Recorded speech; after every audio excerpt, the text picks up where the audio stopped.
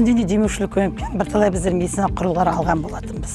Осы жылы біздерге ауыр науқастарға шұғыл көмек көрсететін ат-сустар келді. 4 дана бұлшықет ауруларымен шалдыққан балаларға оңалту мақсатында иппотренажерлары берілді.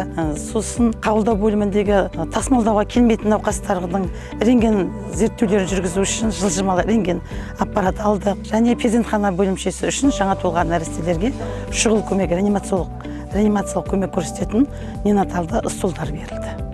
Бұл біздің мамандарымыздың жұмыс жасауына өте көп пайдасын тигізеді. Әлі де осындай демеушілік көмектерге қажеттілік бар. Біз алдағы уақытта оған да қол жеткіземіз деген ойдамыз.